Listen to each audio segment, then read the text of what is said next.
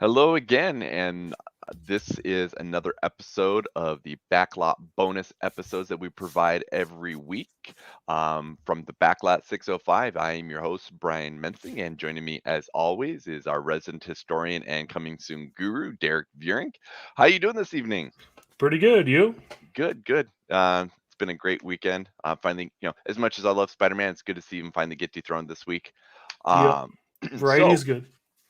Friday is great. So, that being said, because of the reason why Spider-Man finally got dethroned after a month in the box office is why you decided this is what we're going to talk about this week, correct? Yeah. So obviously, the new Scream movie rocking the box office this weekend. Obviously, continuing the franchise that started way back in 1996 with the original Scream, which kind of set off the uh, rampant, 5 or 6 years of teen-focused slasher horror and all that Mhm, stuff. So I figured just for funsies, it would be good to kind of go back and look at the top 1990s horror movies at the box office. Because obviously, Scream came out, in like that Christmas 1996 time frame. So only like the last third of that decade was when we had the Scream movies and their mhm, knockoffs and spin-offs and stuff like that. But before then, we were kind of in a very uncertain time with regards mm, to horror because mhm, the slashers of the late 70s and 80s, like Michael and Jason and Freddy and Chucky, were pretty much winding down going into the 90s. And there was a little bit of a wilderness, so to speak, until Scream kind of reset what horror was for several years. So I figured that's part of what would make it a fun way to kind of trip through this decade and see mm. what's come out on top. No, definitely. And you make mention of the fact that uh, we were in that weird transition, that kind of that void of the horror slash icons, because like you said, I mean, Ghostface really, we hadn't had a good, serious, brand new like horror icon for a long time. Oh Um, no. you know, and of all people, to bring us a new horror icon is one who brought us one, decade before that, or earlier than that, is with Wes Craven. So, Yep. what I just absolutely love about the Scream franchise myself personally is just simply is because it was one of those things that it almost feels like almost every 10 or 15 years we need that resurgence of, we need something new, because by this point any horror villain that we've had before has already had multiple movies, everything like that. We're kind of getting tired, because you figure 96 we get Scream, by 2004, almost 10 years later, this is when we're getting Jigsaw and whatnot. So Hmm. it almost feels like, one thing I like about this new Scream is the fact that we're kind of playing with that and whatnot, but at the same time too, I think we're kind of at that point where we're kind of due again for a new Something new. something new. So, Yeah, and um, I mean, two things for that. I mean, one is, it's funny because kind of the emerging trend is kind of the new stuff we're getting is kind of just reboot the old stuff yep. because it's happening with Scream, it's happening with the new Halloween trilogy. I know we talked about on a previous show about how we're going to get a new Exorcist trilogy. It's really Hmm. coming down to rehashing all those things. And you made a great point about how Wes Craven was kind of the one to kind of do that reinvention with Scream, because just a couple years prior was when he made Wes Craven's New Nightmare, which was taking his existing franchise but kind of doing that very meta type thing that almost served as a prototype for Yep. Scream in what it was doing. So I find that very fascinating as well. Yeah, definitely. So now we need to find that good set of people to give us a good new character to tell us, you know what, hey, we can have something new. That Yeah, being said, we are going to talk the top 90s horror movies at the box office. yeah. So I want to make sure you guys know what my criteria is for putting this list together. So basically, what it amounts to is obviously one, you had to have been released in the 1990s.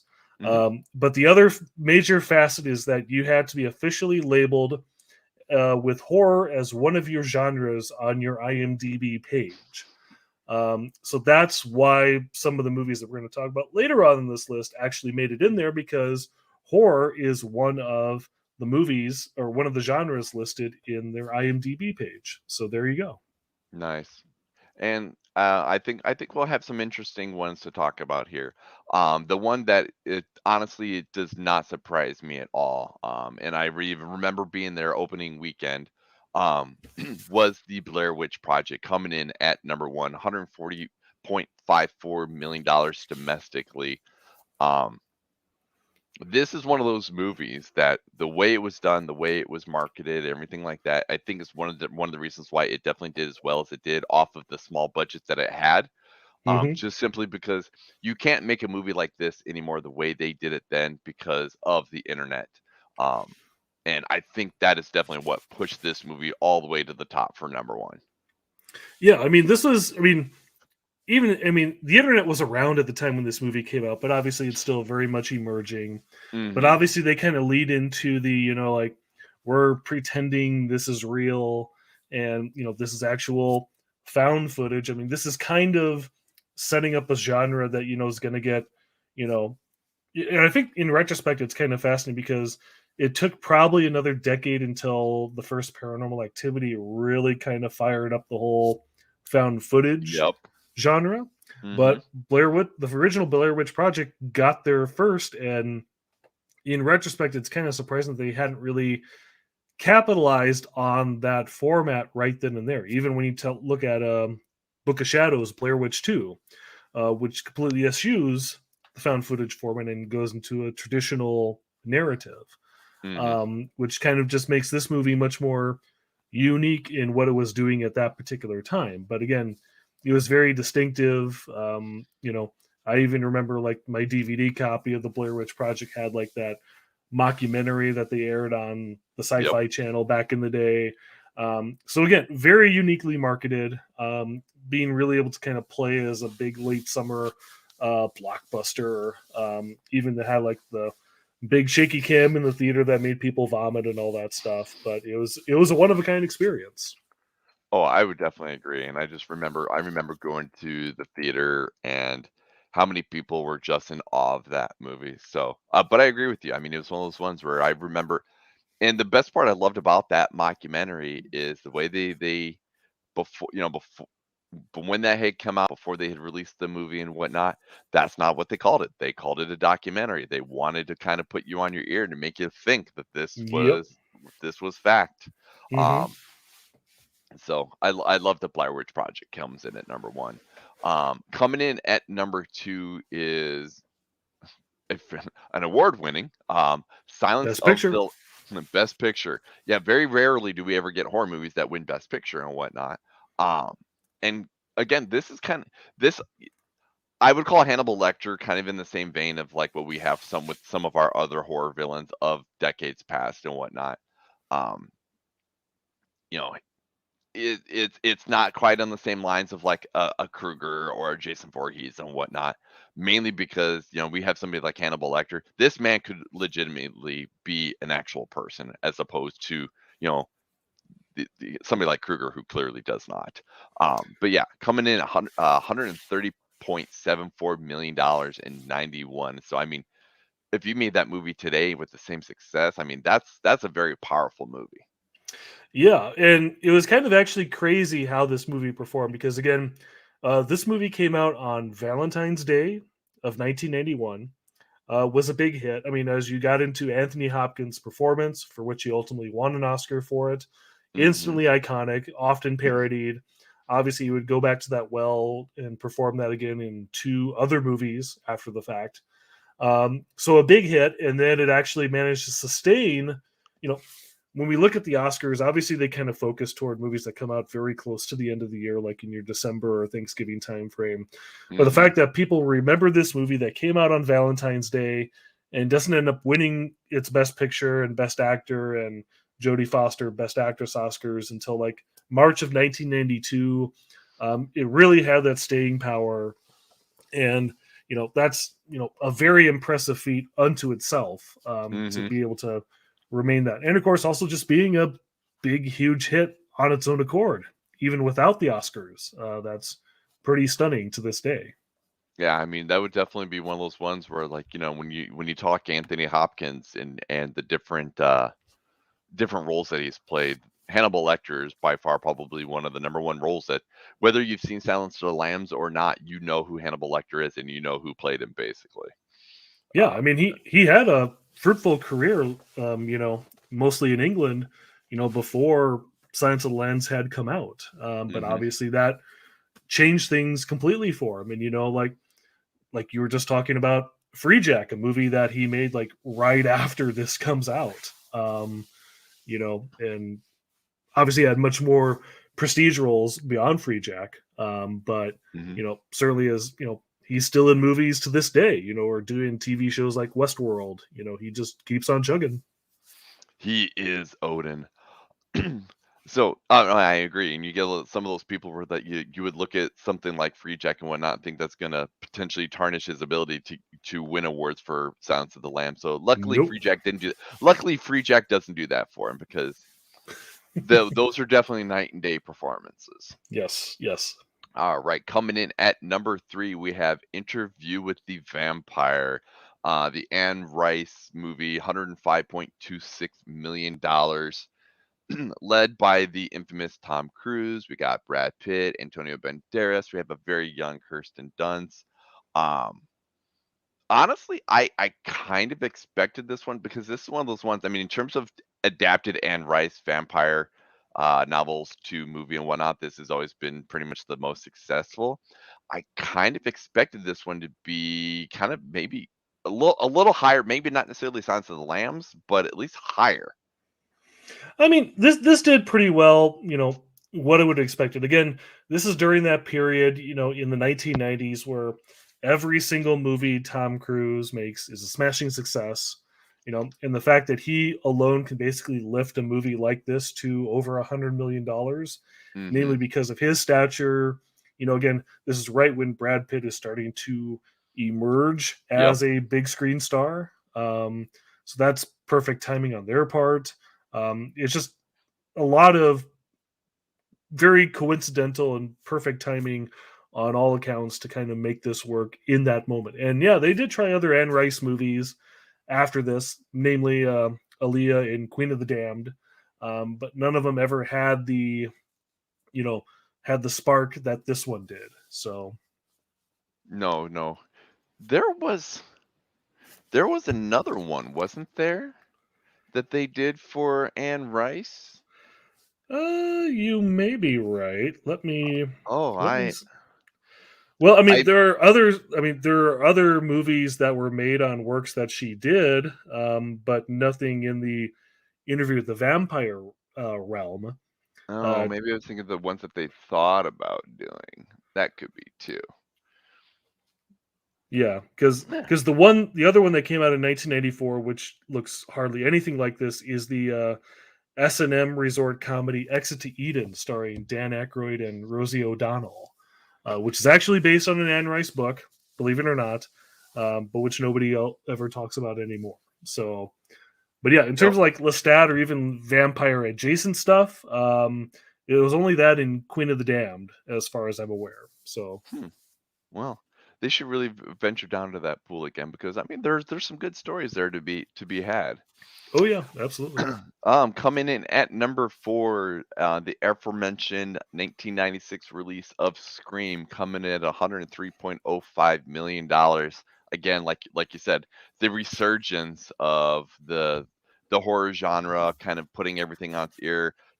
A lot of times replicated and imitated, but never quite the same and whatnot. Um, this is one of those again, this is probably the Scream franchise for me. I was familiar with the franchises of past, whatever, but 96, we're talking late teens and whatnot for myself. This is that franchise that says, okay, if you're gonna get into a horror villain franchise and whatnot, this was my franchise. So um I Yeah, I'm glad to see this on the list. yeah, and I think you make the case that for a lot of people, this franchise and this particular original movie was a big entry point. I mean, Hmm. the new Scream kind of makes that point of you know, obviously it's talking about like reference to the original Stab in universe, but they're talking about the original Scream when it's like the original Scream slash Stab is one of the most favorite movies some of these young people may have ever had, and it's Yep. hugely impactful. It's the movie that got them into horror, by the matter of the fact of how they kind of like explain the tropes and rules of the genre. They kind of budded, a new generation of horror fans with that. So that's very important, and you can see why it kind of set up, the next, 5-6 years of the genre, just based on all these other, semi-meta teen movies as a Hmm. result. Yeah, I mean, in regards to going into that, I mean, we have its sequel only year later, and for some reason, I guess I did not realize that they were that close back to back to each other. Oh yeah. Um, but clearly, Dimension knew what they were doing, and that they cranked them out a year apart from each other because they're gonna ride that train for as long as they can. Because I mean, you're talking '96 and whatnot. Your release window in terms of home, getting stuff on home video and stuff like that. I'm guessing Scream is barely in your hands to watch at home when Scream 2 is finally hitting the theaters and whatnot. So you're still keeping up on that high, which I think definitely translates into why, I think Scream 2 itself was also just as successful, only within basically, little over, just under $2 million difference. Yeah, I mean, obviously the Weinsteins were going to do whatever they needed to do to get a new Scream movie out as quickly as possible. Another thing you have to kind of keep in mind is they had a very limited window for shooting these Hmm. movies, because when these movies are coming out, Nev Campbell is doing Party of Five on Yep. Fox. Courtney Cox is obviously doing Friends. So the only time they can really film these movies is in the summertime, in the hiatus between seasons of the shows. So they actually had to work pretty darn fast. Once the first was a huge hit, they're like, okay, we got to get this script knocked out in the spring so that they can film this movie during the summer.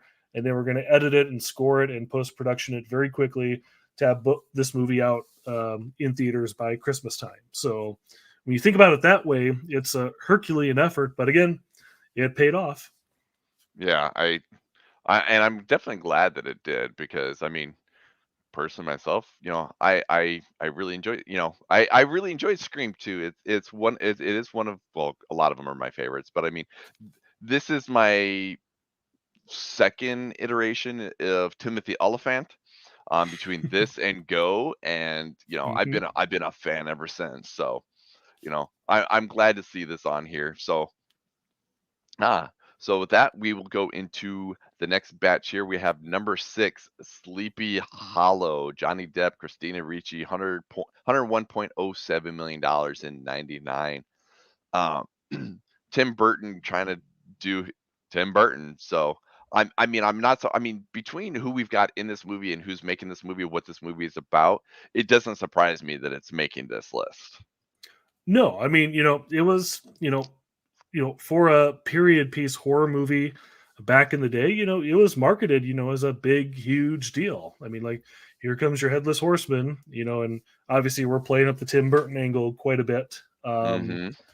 So it all worked out in everybody's favor. And I think, this is, if I recall correct, because obviously Tim Burton had his big Batman movies, and this was Yep. his biggest hit since Batman Returns, because Ed Wood did okay, but wasn't going to be a huge hit. Yep. Mars Attacks was unfortunately a bomb in the wake of Independence Day, and people not understanding what Mars Attacks was supposed to be. But Sleepy Hollow, I mean, it's a well-worn story. You know what you're going to get with it, and Yep. it doesn't deviate from that, and it gives you all the Tim Burton-ness that you would expect. So, not Yeah. surprising it was successful as a result. No, no, and when we get creepy, uh, Christopher oh my Walken. god, thank you, Christopher Walken. I almost said Crispin Glover. I was like, that is totally wrong. That is not the right movie. Um, Coming in at number 7, we have The Haunting, the 91.41 million dollars, 99. The which version? This is the Yeah, haunt. this is the one with Liam Neeson and Owen Yep. Wilson and Catherine Zeta-Jones. Oh, no, no, that part's I where I was gonna go with is this is a retelling of, it's not The Haunting on Hill House, but what is it the retelling of? It's kind of its own thing, the way it kind of shaped out, if I'm not mistaken, because it's kind of doing its own little spin. Uh, soda, or so to speak, if I'm not mistaken, because it is technically based on the Haunting of Hill House short story. Oh, the Um, 1963 The Haunting. That's what it is. yeah, yeah. So So, I myself, if I remember correctly, this is also one of those ones that I did get an opportunity to see in the theater. It is interesting if you go back and you look at '99, you look at this cast and think of what careers they would have going forward and whatnot. Because I look at Liam Neeson of '99 and think this is not the Liam Neeson I expect to see in 2022. Making like 47 different Taken movies. Um, we yeah, definitely have a different kind of Luke Wilson in this. Owen Wilson. Oh, yeah, sorry, my bad. You're right. Owen Wilson, the blonde one, the one who thinks he's gonna make a good Jennifer Lopez movie. um, so I mean, I like that we have a little bit of that, out of the ones that we've had so far and whatnot, kind of get like the more of the spooky and whatnot that we have coming into this list so far. Yeah, I mean, again, yeah, it's a very transitionary period. This is Liam Neeson, right? And he's going into what I call mentor mode, because Hmm. obviously this is the same summer he was Qui-Gon Jinn. Obviously, he's going to do a same mentory type thing a few years later in Batman Begins. Obviously, still a decade or so away from old man action star Liam Neeson. But so be it. And I know this also had a little bit of the Steven Spielberg power behind it, as a executive producer and stuff like that. So Oh yeah. yeah, yeah, it did fine. And again, this is also coming out like right at. I mean, you mentioned '99. This is coming out pretty much at the exact same time that Blair Witch is storming theaters too. Hmm. So to kind of carve out this much during that, and then also a movie that didn't make this list because it's not officially recognized by IMDb as horror, but The Sixth Sense, which also has a lot of creepy stuff going on in it too, but is not like a full blown horror movie in itself. So Right. a lucrative time for, and even as all the teen stuff is still going on, you have a whole bunch of other flavors dominating the box office horror wise at this time. Yeah. What I do find kind of fascinating in terms of The Haunting, as much as I do enjoy The Haunting, is the fact that it actually does top over the most infamous, Bram Stoker's Dracula, the Francis Ford Coppola, at $82.52 million. Uh, as much as you hear people talk and praise you know, this Dracula and whatnot, I'm kind of surprised to see it this low on the list, to be honest. I mean, I still find this to be a very respectable number. In terms of trying to kind of establish, this classy horror angle Hmm. that would kind of be sustained. Like going down the road here with stuff like Mary Shelley's Frankenstein and other, prestige adaptations. Especially given like this was again. I think we talked about this a little bit when we did our Dracula themed episode of the box office bonus. Hmm. Because this is Coppola doing this movie. Obviously, he kind of been in dire straits box office wise, and this was a genuine hit. Not even when they kind of had like the sequel boost like Godfather 3 back in the day. Um, Right. and obviously, much like Silence of the Lambs, this actually did very well at the Oscars as well, especially for more of just a traditional straight up horror movie. And obviously, the cast, you know, even as Keanu and Winona Ryder kind of got pilloried back in the day, it still found its audience, and probably in part because it kind of meshed, like your prestige actors like Gary Oldman and Anthony Hopkins again, Hmm. with your youth, just kind of providing that mix that kind of appeals to everybody. And I still think this is, I mean, obviously it's still recognized as a classic as we're coming Hmm. up on a 30th anniversary. But box office wise, for what it kind of was at the time and kind of being something different that we hadn't really seen at that time, I think it did True. fairly well. Yeah, I guess I could certainly understand that, because it's definitely, we're so used to evil vampires and whatnot to get this much more romanticized version. Mm-hmm. Definitely would throw people off a little bit here. Yep. Coming in at number 9 is the like we kind of the like we mentioned before is what Scream did and whatnot is like what can we do for the teen horror slasher genre? We have I Know What You Did Last Summer coming at $72.59 million, trying to give us another, because you figure 70s, 80s, we have a very much the parallel of Krueger and Voorhees, Leatherface. We got Michael Myers, we got all these ones, whatnot. We don't really have anybody who can, go up against Ghostface and whatnot. And I think this is as close as we have Valiant try. Yeah, I mean, obviously this movie came out very quickly. Certainly a movie that was inspired, by the success of Scream. I know there was like a whole actual like lawsuit thing because they kind of implied that Kevin Williamson helped out with this movie, but that was kind of debated. Um, Mm-hmm. Again, it's playing a lot of the same casting vibes as the Scream movies because obviously you've got another Party Five person in there and Jennifer Love Yep. Hewitt.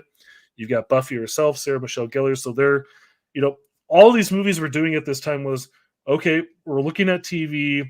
What young stars of Fox or the WB can we pluck in and put in these movies and film their during their summer hiatus and get them out to theaters as quickly as possible? Because again, this movie was able to kind of seize on the Scream vibe because it beat Scream 2 to theaters by a couple of months. Right.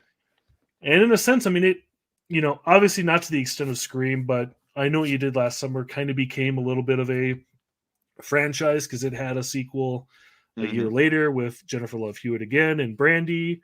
There's been at least one direct to video sequel. And then obviously within the past year, we had a new I Know What You Did Last Summer series on Amazon Prime. So Mm-hmm. it's a name that still has a little bit of cachet. Um, Obviously not to the extent of Scream, but it was certainly the most successful of the copycats and the imitators. Right. Yeah.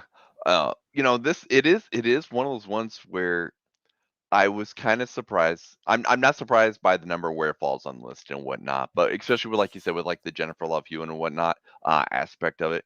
I think that if there had been better success with I Still Know What You Did Last Summer, I think that we would have had a better longevity out of that franchise. Yep. If it wouldn't been for that sequel, where because at least with like you said with Scream and Scream 2, even within the year apart from each other, they still equally, did relatively well to that respect and whatnot. Whereas you got like the sequel to this, where they're like, well, we tried anyway. Yeah, pretty much. And then coming in at number 10, the one that I think is absolutely hilarious that is on this list is the superhero flick, Blade, coming in at $70.09 million. I love the fact that I have a Wesley Snipes movie on a list where we're talking about 90s horror. Um, I love Yeah. it. Yeah. I mean, again, I know this is the one you're questioning, but again, if you go to the IMDb page, it's listed as action, horror, and sci-fi. So it met my criteria. I'm like, okay, IMDb says it's so. I'm putting it on the list. No, definitely. But again, it's still important to know because again, you know, a lot of people kind of like to credit Blade as like, well, no, no, no. Blade was the movie that really kicked off, the Hmm. Marvel dominance at the box office. Because again, this is still a couple of years before the first Bryan Singer X-Men movie, which in turn was 2 years before Sam Raimi's Spider-Man. Um, you know, it had a drawing power. Obviously, it kicked off a trilogy of movies as well as a short-lived Spike TV series, and then of Yep. course, at some point here, Mahershala Ali is going to revive this franchise. So again, another name that has staying power. So Hmm. No, I love the fact that people don't really think about the fact that Wesley Snipes and Blade is definitely the ones that kind of sort of kick-started that Marvel franchise. And obviously, it took 10 years for it to literally shoot for the stars. yep, But I but he mean, had to you start figure, somewhere. yeah, it had to start somewhere, and you figure before this, really the only thing that Marvel really had with its name kind of on it was Howard the Duck prior to Yeah, that. So I mean, to go from Howard the Duck to Blade to now what we've got today, yep, I'll, hey, I'll miraculous. take it. I'll definitely I'll take it. All right. So that has been the top 10 90s horror movies at the box office. Have you come up with any ideas of what we want to discuss, or are you going to leave it with a with a clue for what we'll be discussing next week?